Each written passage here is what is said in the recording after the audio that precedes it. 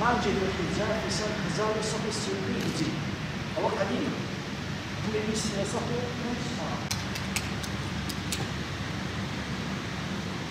أو دو قطعية دو باسية هو تازة هو قديم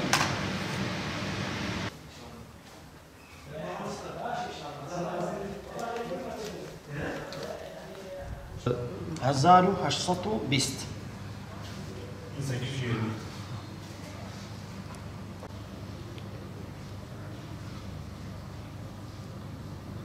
زوتيارة فلاحتي دكا أو مرمالات الشوانة أو شيناتيا أودو تصوير دكا؟ خلاص خلاص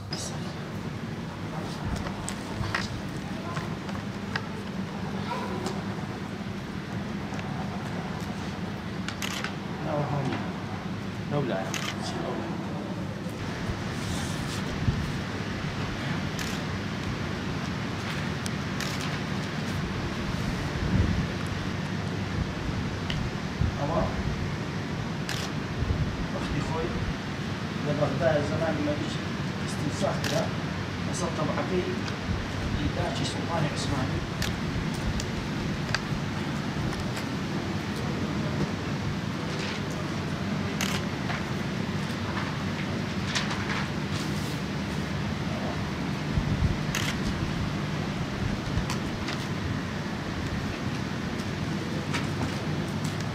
قد كان الفراغ كلها مصدق وصح رجال الملك فيصل الثاني ملك العراق أيده الله من قبل المخول بها الوالدة السلطان عبد العزيز خان بن السلطان محمود خان العثماني إلى مركز الشيخ الجليل البغدادي سره محفوظة في مكتبة الإمام الأعظم مخطوطة بقلم الحافظ والحاج حافظ محمد أمين الرشدي قيد الله ثراه أو لسر يسخيبي طبع قراية لزمان الملك فيصل الموت أو وقت كوي الجمعة لسر أوام دخل بقراته تستا طبعي لسر دستي قائد جيش المسلمان لا عتبة بن فرقد السلمي بل لو صدمي إسلام هذه تأيرا وأول أو مزقاط دقرته بداية فتح إسلامي يعني قديم أو مزقاط وقت خوي ملك فيصل العراق الملك كان دهاتنا حوليري صداني ملا أفنديان ذكر كأو متولي مزقفتي قلاته وقت خوي استاذ عثمان مفتيه لعائلي مفتيه أو متولي مزقفتي عائلي مفتي متولينا رسم شيء قديم له زي سنة غير حزلي وشتي قديم دواي هنا جيب إن شاء الله بس هذه أيش تبين إن شاء الله محمد رسول الله حي على الصلاة حي على الفلاح قد قامت الصلاة قد قامت الصلاة اللهم رب هذه الدعوة التامة والصلاة القائمة سيدنا محمد صلى الله عليه وسلم الوسيلة والفضيلة استووا واتصلوا يرحمكم الله فإن تسوية الصف من تمام الصلاة خاصة رحمتك وأهلي علينا وشاهد بيت النبي بسم الله الله أكبر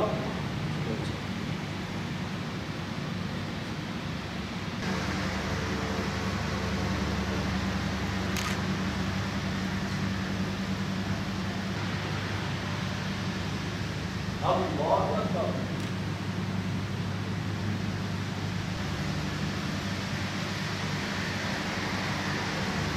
سمع الله لمن حمده الله أكبر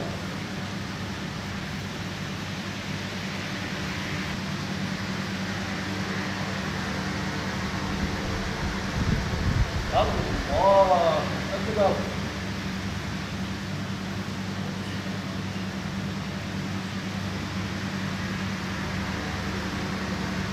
كو تيكسو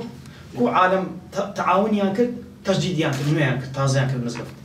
أود ليتن يا جامع الكبير عليك السلام فيك الدروس والصلاة تقام لما رأتك الأهالي أنت منهدم، حاز المشاعر وسخى الإنعام، أعادوك في عصر الفضا وتشرفوا، أنعم بهم إنهم للخير مقدام، فر نومي حينما أرخته، تساهم في تعميره الإسلام. صار بيت الشعر لسلوين نسرايا يصالي 1959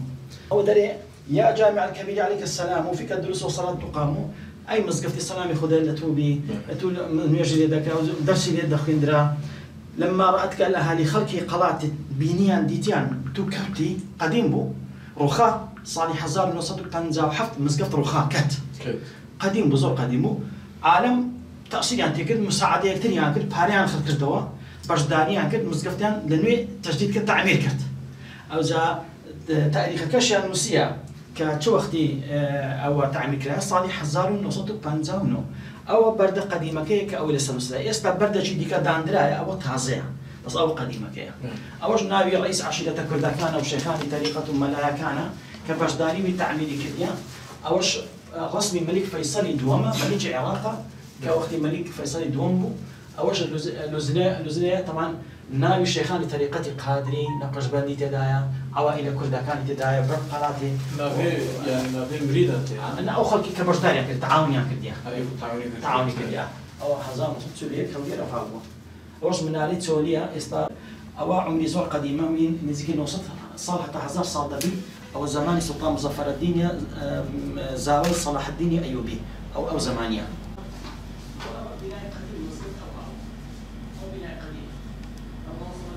وأنا مدرسي مزقفتي أبوينا ملا أمين ملا عمر ملا محمد. أول مدرسة كي كرخاء أو قطعية لأن ما أو إيريا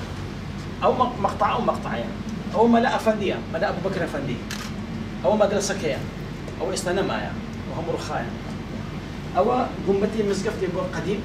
فوقي بيست قنبت هبو سال مزقفتي أوش قنبتي حمامة أو تاو قنبتها أو تاو ديارة أو منارة قديمة عمري ويح زكي حزار عمري ويح الصوت وحفتها بيد صالة منارة أو قنبتي مزقفتي أنا أو عائلة مالك كان فيجا بيانا يعني عشان بخو مزقفتي بس هي قنبتي دوري أو ذكي قديمة قراتها تمشيتها برجي خلقك فوا أو شجرية نامي حفظة ملاك دا لعائلة مفتي كحفظة كسنو عائلة ملابوين الليلة مش شجرة ملابين هم ملابوين الليلة باقي الجوري وان نامي ملا الأسبوع رقمية صاري 1913 وفاتي كديا ميلادي أول شيء زيها دعاء كريم ملا خضر شيخ شهاب الدين شيخ شمس الدين ملا أبو بكر أول ملا عمري مدرس ملا أبو بكر دوام أول صاحبي فرماني عثمانية وقت كوي عثماني كان فرماني عند التوي أو ملا عثماني أولا ملا أبو بكر سيم مشهور بكتب ملا مريدي مولانا خالد نقشبند بوي أول سكري هبوا حاج عمر أفندي كردي أربيلي وإجازة لصدستي الشيخ أحمد بن زيني دحنان ورقستي مفتي مكي وقت كوي أوانا هم ملا بنا ملا عثمان الشيخ محمد علي حسامي الشيخ زميل أفندي ملا أبو بكر ملا أفندي عز الدين ملا محمد أفندي مفتي رشاد مفتي وآخر بوك عالم جزور قولبا صالح 1901 وفاتي كرديا رئيس مجلس علمي زازي ملا تشبه الهولين أوانش ملا رسمي ملا كاملون ملا رؤوفة قاضي رشاد أفندي مفتي عز الدين أفندي أوش حضرتي شيخ حسام الدين تبيالي يا شيخي طريقين قشبان يا شيخي بياري شيخي هورامانا كلينا منتصب اليومينا أوش خمسني زنايا رشاد أفندي مفتي صالح دو وفاتي كرديا وبابي بيام ملا محمد أفندي مفتي هبوا ملشي زور هبوا صاري 1910 الحرب العالمية كم سفر بلد الدنيا هبوا أو زور دولة منبو عالمنا نبو بخوا قراني بو أو روجي أملاك خوي ديني روجي دوزا أبو غلابو زور مشهور أنا كردستان ديلا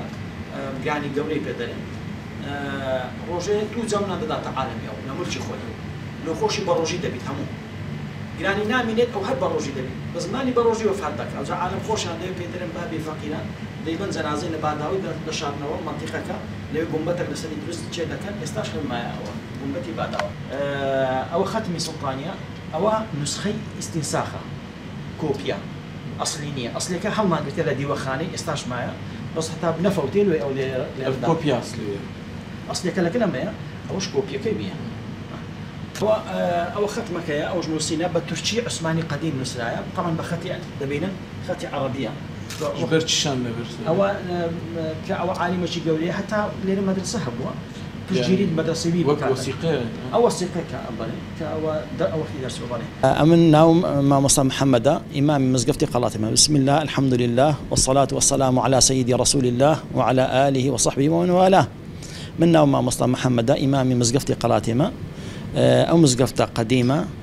لقلاتي هوليريا لما مؤرخ كان إسلاميش بحثي وقلاتي عن مزقفتي عن كردية ياقوتي حموي بحثي مزقفتي قلاتي كردية بناوي لنا جامع القلعة وابن المستوفي أين الكتاب يخوي بحثي مزقفتي قلاتي ذكاء وأو مزقفتة ضلين دقرته بداية فتح إسلامي بو هوليري أو مزقوت بو لو صدمي بويتا مزقوت بهزاران ببي عدد علماء ديني ليرة تخرجيان كردية وإجازة علمية ورقرتية وأو مزقفتة مدرسة داهبوا وخلشي ومزقوتي وحيد بولا هوليري سردمانك خطبة جمعة لي بكري حتى تلكانيش هزار وسط تليش لهوليري يك خطبة جمعة هبوا هل لو مزقوتي خطبة جمعة لي ذكرى عائلي مفتي بن مالي ملاف عندي متولي ومزقوتي بوينا حفظة ما مستطيع ديني ليرا لو بن مالي أهل علم بوينا وخلشش طبعا مزقوت الدوري زور بوا لبو حل مشاكل عالمي صلح ومصلحة عالمي زي لو وش كأواني كليرة تخرج عندك لو مدرسة ديني إيرا عشائري كردي جندا كان لدو ما مستعدهاتن زماني ملاف دهاتن تكليفي عندك ما مستعني لبو مزقفت كان يعني فليرة أبي تخرج ذاك اللحوزري إلى درويشت ودهاتن زي دور لبو طالب العلم ليرة ومجلد لمؤلفي ابن مستوفي رحمة إخوالي بحث علماء كان ذاك حتى بحث إبراهيم إمام غزالي ذاك دليل قلاتي هوليري وعظي هبوا ليرش خلقك طبعا مزقوتي وحيد بوا ومزقوت أبي توانيتي خزمتي خلشي بك لبو صلح ومصلحة تدريس علوم شرعية خوشي وناخوشي أو ملة خلشي قلاتي هم لو مزقوتي اجتماعي عن كردية استاج الحمد لله مزقوتك بردوام نيجي لي ذكري جمعي هي هرچند خلق استلقالاتي رويشتينا 820 ساعة إلى تقريبا مال هبو لقالاتي لسي قصدي 2006 أو خلق رويشتن استا بويت تقريبا هالآثار قلاتي هوليري سي محلي طوبخانة وتشيا وصرا مزقفتي قلاتي لمحل دكوتا محلي تشيا كاتي خوي تشيشي قادري هبو لبش مزقفتي وتشيشي الرفاعي لدست راستي مزقفتي وختمي نقش بنديج لنا مزقفتي ذكرى فلا عالمك هم ألفتي عن وقت نواجه هم بيكوا لو مزقفتا نواجه عن ذكرت طبعا ظروف زور بصر أو شاردة هاتية تسند حكومات وأقوام هاتين أو إيرا أو بالنسبة ما مختصري بحثي مزقفتي استاشر الحمد لله نواجه جيشني لي ذكري جمعة لي ذكري ومزقوت ضلين دقارته بداية فتح إسلامي إسلام طبعا فتح إسلامي وكو بحث كرايا صالب 22 هجري إسلامتي جيشتي تشاري هوليري وقائد مسلمان درين ناوي عتبي كري فرقدي سلمي وصحابي وصالب 22 هجري هاتيتا هوليري قائد مسلمان بالي أو قرآنك مشاني زنابتم دا ومصحفة أما لو قديم تري شيء بس الإيرانية أو يلا مكتبكي مفتية لدي وخاني مفتي أو قديم تري مخطوطة بلام أبي كلنا وحرمي مزقفتي أو نفسه قديم بو طبعة وقت خوي لمحفل لجمعان قارئ طبعا القرآن دخوينيتن لا مصحف أو لبغداد زماني ملك فيصلي دوم أو طبعا ما لوهاتيا